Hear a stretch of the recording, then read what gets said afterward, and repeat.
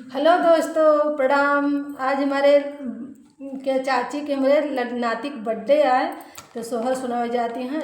आज सब सुने और कमेंट करके जरूर बताओ कि सोहर कैसे लाग हमारे सासू मैया के।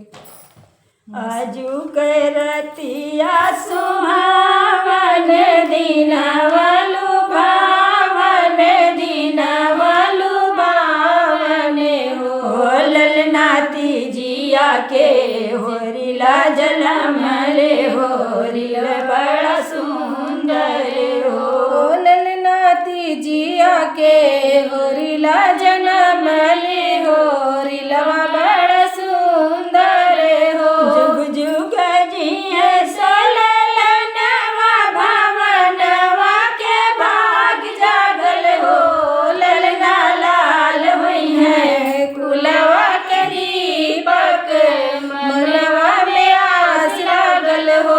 नकिया तो पाए लल्ला बाबू जैसा नकिया है माई कैसा किया है माई के हो ललना लाल हुई है ललना मुहावा तो चंदा सरो जग से जगयो यार भैले हो ललना मुखावा तो चंदा सुरु जावा तो जगया जरोर भैले हो।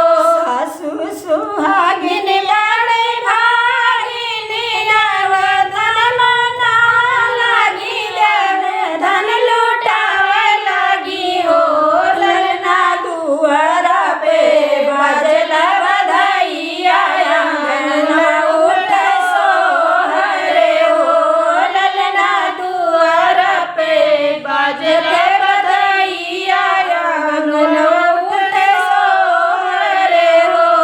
ललना दुआरा पे बाजला बधाइया आंगनवा उठे सोहरे हो ललना दुआरा पे बाजले बधाइया आंगनवा उठे सोहरे हो।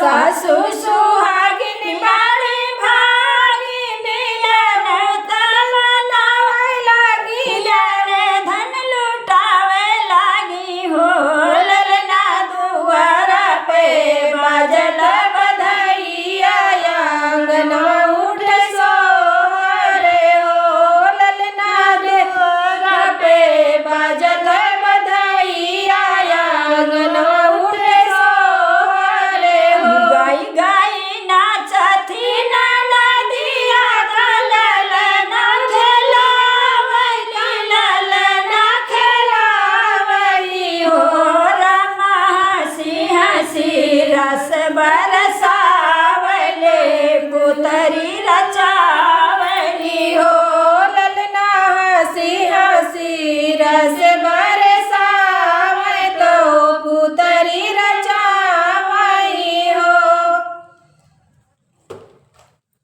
आज मेरे चाची के नाती का बर्थडे आटे।